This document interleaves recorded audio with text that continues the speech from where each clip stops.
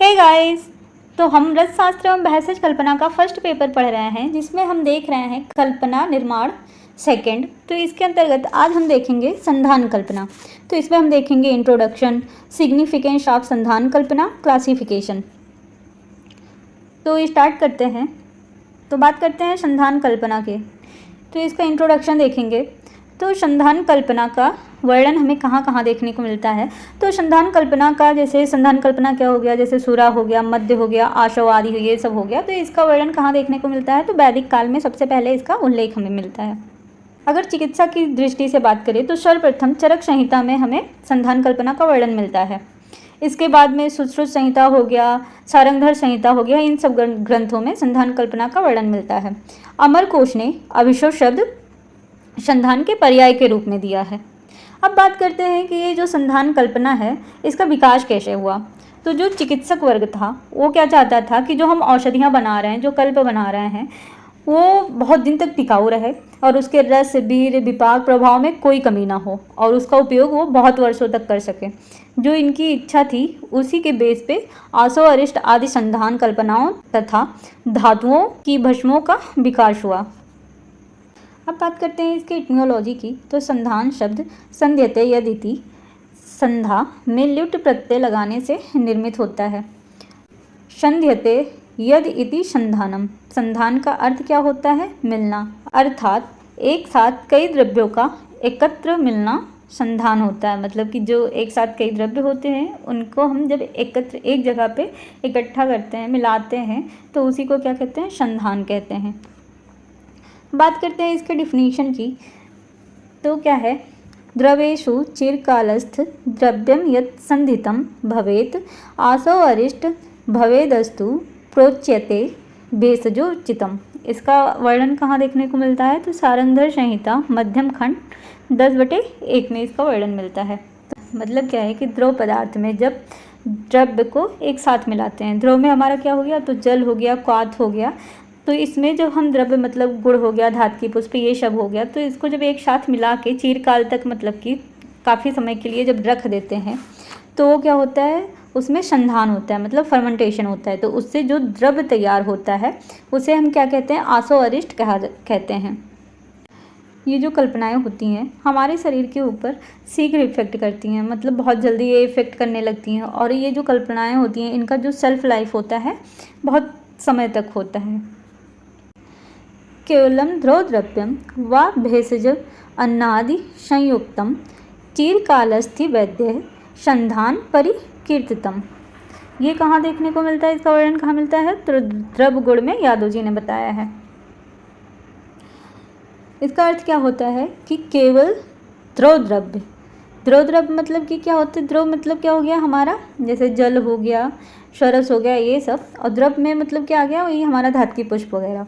तो केवल द्रव्य या फिर द्रव्य के साथ, मतलब कि जो द्रव है मतलब जल और धात की पुष्प, इन सब के साथ में भेषज मतलब औषधि, अन्न, मधुर द्रव्य मतलब कि जैसे गुड़ वगैरह हो गया, गुड़ हो गया, शर्करा हो गया, ये सब आदि को मिलाकर चिरकाल तक रखने की प्रक्रिया को संधान कहा जाता है। मतलब कि द्रव्य क्या, मतलब कि जल और धात की पुष्प ये सब हो गया, इसके साथ में जब हम भेषज मतलब औषध डालते हैं, उसके अंदर अन्न डालते हैं, और मधुर द्रव्य में जैसे हो गया गुड़ हो गया, शर्करा हो गया, ये सब मिलाकर चिरकाल तक मतलब लंबे समय तक जब रख देते हैं तो उसमें जो प्रक्रिया होती है उसी को क्या कहते हैं, संधान कहते हैं।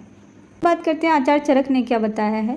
तो आचार्य चरक ने सूत्र स्थान के 25वें अध्याय में 84 आशों का वर्णन किया है। इसके अंतर्गत जो ये 84 आशो होते हैं उनके 9 योनियाँ बताई हैं। कौन कौन सी, धान्य, फल, मूल, सार, पुष्प, कांड, पत्र, त्वक और शर्करा। फिर इनकी संख्या बताई है, जैसे धान्य हो गया तो उसका 6, फल का 26, मूल का 11, सार का 20, पुष्प का 10, कांड का 4, पत्र का 2, त्वक का 4 और शर्करा का 1।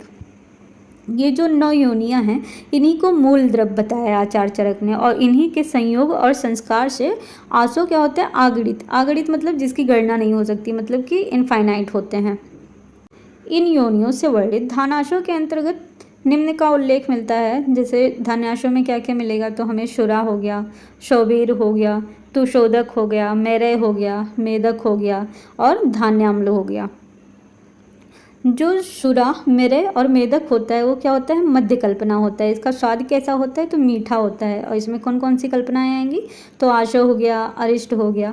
और जो शौवीर, तुशोदक और धान्य अम्ल होता है, ये क्या होता है, हमारा शुक्त कल्पना होता है। इसमें जब लवण और मस्तु वगैरह जब मिला देते हैं तो उसके वजह से इसका स्वाद जो होता है अम्लीय हो जाता है, तो इसे अम्लीय कल्पना भी कहते हैं। इसमें हमारा कांजी और अरनाल आएगा।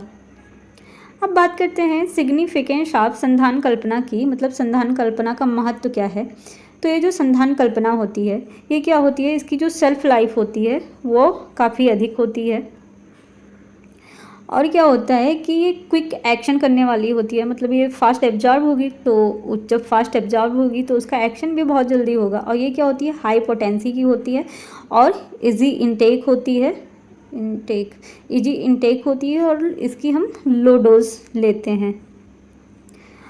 इस प्रकार की औषधियों में वाटर सॉल्युबल एक्सट्रैक्ट के साथ में अल्कोहल सॉल्युबल एक्सट्रैक्ट की उपस्थिति पाई जाती है, जिससे कि ये क्या होते हैं, शीघ्र कार्यकारी होते हैं, मतलब इनका एक्शन क्या होता है, क्विक होता है। क्लासिफिकेशन की बात करते हैं तो जो संधान कल्पना है उसको दो पार्ट में डिवाइड किया गया है, एक मध्य कल्पना में और दूसरा सुक्त कल्पना में।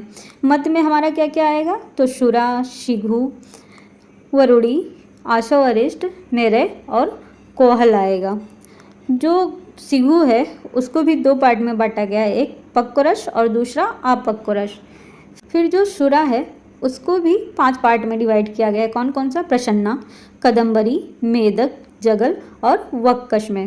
फिर सुक्त कल्पना की बात करते हैं तो इसको भी 5 पार्ट में डिवाइड किया गया है, किसमें किसमें, तो सुक्त हो गया, कांजिक हो गया, तुशोदक हो गया, शोभिरोधक हो गया और संडाकी हो गया। अब बात करते हैं डिफरेंस बिटवीन मध्य कल्पना एंड सुक्त कल्पना की। तो मध्य कल्पना तथा सुक्त कल्पना में अंतर क्या होता है, तो पहले हम देखेंगे मध्य कल्पना। तो मध्य कल्पना क्या होती है, इसके अंदर एथाइल अल्कोहल बनता है और इसके अंदर हम मधुर द्रव्य से संधान करते हैं। संधान प्रक्रिया जब हो जाती है इसके बाद में जो निर्मित कल्पना होती है उसका स्वाद कैसा होता है, मीठा होता है। इसमें कौन कौन सी कल्पनाएं आएंगी, तो आशो, अरिष्ट आएगा। अब बात करते हैं सुक्त कल्पना की। तो इसके अंदर एसिटिक एसिड प्रेजेंट होता है, एसिटिक एसिड पाया जाएगा और अन्नादि से इसके अंदर हम संधान करेंगे।